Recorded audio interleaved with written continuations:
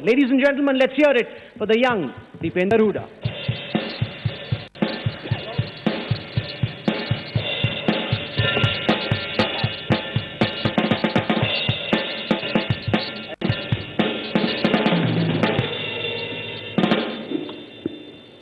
Thank you, Rahul, and thank you for inviting me to this debate. First-time voters, critical elections. That's the name of the discussion that we're going to have just now. And you have given an interesting start by informing us of the survey that you conducted, in which more than 80% of younger Indians feel as if they need an authoritarian Prime Minister. So let me begin straight away by trying to, I think, the only way to discuss the young voters, the first-time voters, the need for them to participate in our democracy, is to address their concerns and the cynicism that's visible in your survey. This cynicism, by the way, it is not just restricted to India. We see it across the globe. We see it in Arab Spring. We see it in Occupy Wall Street movement. We see it across the globe. Younger generation coming out on the streets, demanding their systems to deliver more. We see it in India as well. While some may term this cynicism as unfortunate, in our case, since we are a democracy already, it's not surprising when you see members of parliament shouting at each other, when you see parliament getting disrupted time and again, the fractious nature of our polity and democracy, the chaotic environment as presented by the media, the painful process of passing legislations and building consensus. When we see, I've seen this closely for the last 8 years, sitting in the parliament on the front, right next to where it happens. And it's not surprising to me that there is a sense of cynicism, whether our system will be able to deliver for us or not. To answer this, let me begin by trying to answer another question which I have been asked time and again in these last 8 years. The question, what has our democracy done for ourselves in the last 66 years? क्या हुआ? क्या हम कहाँ तक पहुँचे? हिंदी में और English में दोनों में बात करेंगे, आप हिंदी में बोल रहे हैं. हम कहां तक पहुंचे, क्या हुआ इन 66 साल के अंदर? प्रजातंत्र ने हमें क्या दिया? सही है, ये सवाल सही है. हम बहुत कुछ कर सकते थे और भी बहुत कुछ करना बाकी, मगर हमने बहुत कुछ किया है, ये हमें समझना भी जरूरी है. जब हमारा देश आजाद हुआ 40 के दशक में, at the end of World War II, which saw collapse of Imperial Britain and Nazi Germany, a lot of nations across the world found their independence and voice in the League of Nations at about the same time. From Egypt to Iraq to Syria to Pakistan to Afghanistan.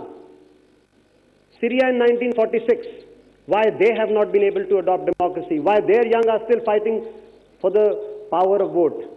To Egypt, where we saw the rise of Arab Spring, and we saw the fall of Arab Spring as well. The Arab Spring and Arab fall, I'd like to call that. Where are we? Let's start by comparing ourselves with multitude of nations that started at the same point as us. Have we come forward in these 66 years? I think we have.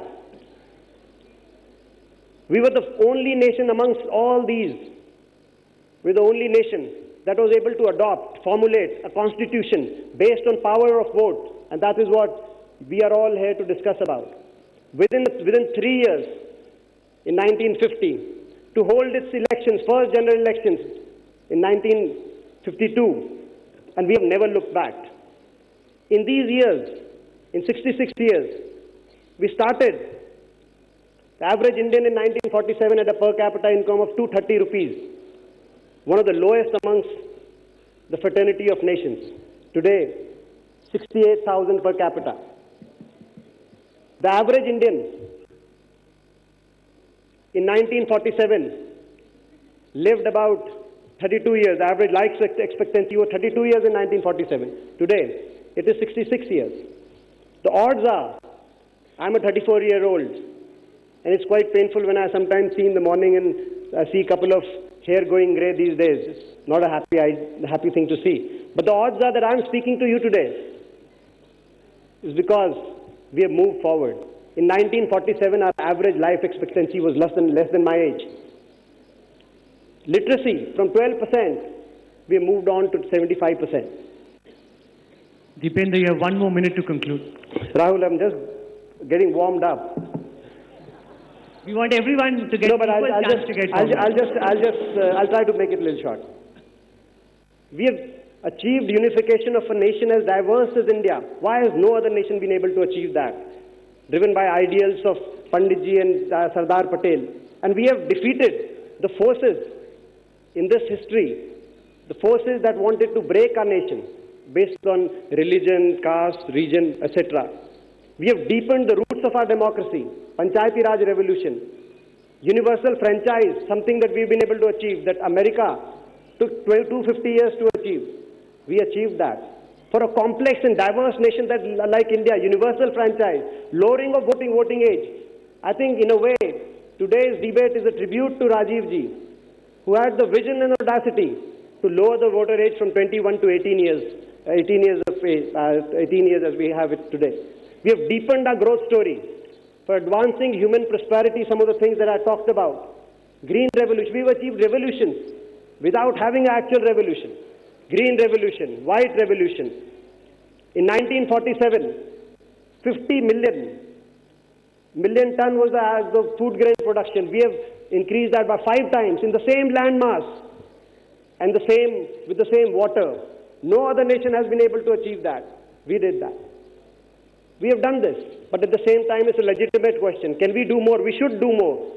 Even in the last 9 years, and I'll conclude in the next 1 minute, even in the last 9 years, that sometimes we get critical about, we have achieved the fastest rate of economic growth in our history, and second fastest rate of economic growth for 9 years in human history achieved by any other nation. 7.9%. Our size of our economy has tripled from 600 billion to 2 trillion. But something that I'm more proud about in the 9 years, we have achieved a feat which I am most proud of.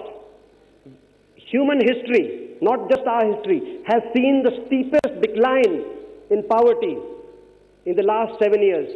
The might of China and their economic model was not able to deliver 14 crore people, as we have achieved, out of poverty in the last 7 years. We have been able to achieve that.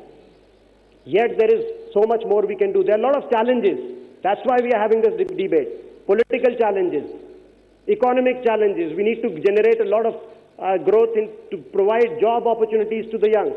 We need to choose between competing economic theories of growth, of one with growth and one with growth that thinks about inclusion, so that everybody is together.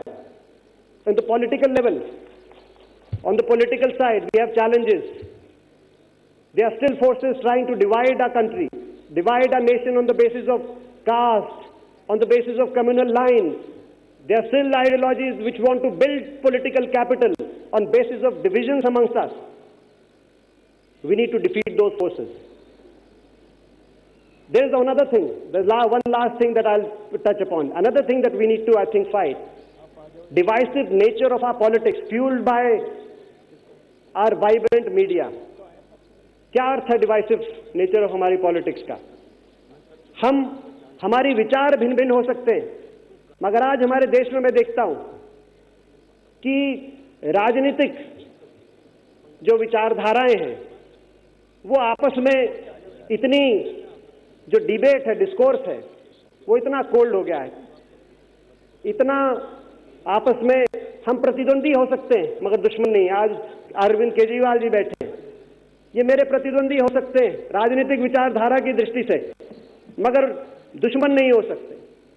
मैं इनके फैसले का सम्मान करता हूं कि ये राजनीतिक प्रक्रिया के अंदर आए हैं, इस बात का मैं सम्मान कर सकता हूं। मेरी विचारधारा इनसे अलग हो सकती है, मैं समझता हूं कि हमें इस बात का हम सबको सम्मान करना चाहिए कि हम सबका लक्ष्य एक है।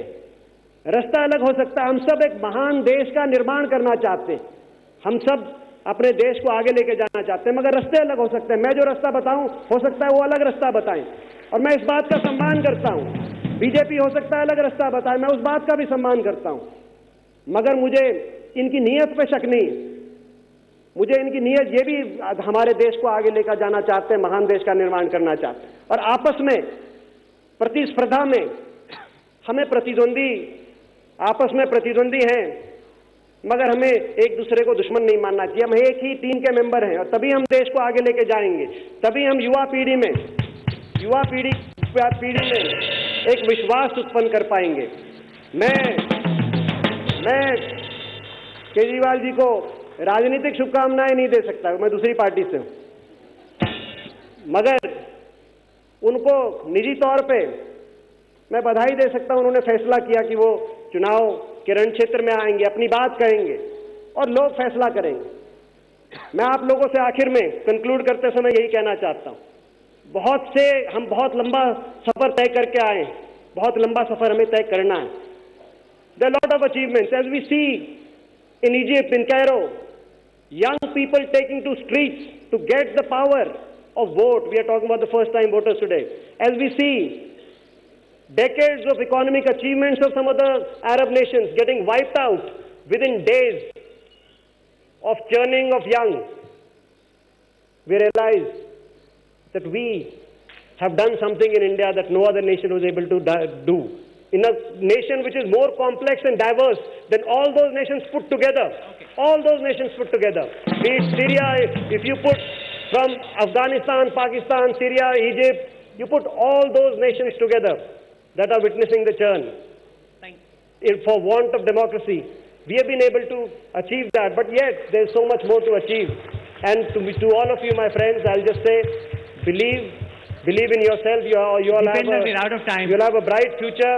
Just believe in yourself and go out and choose the best ideology. Thank you.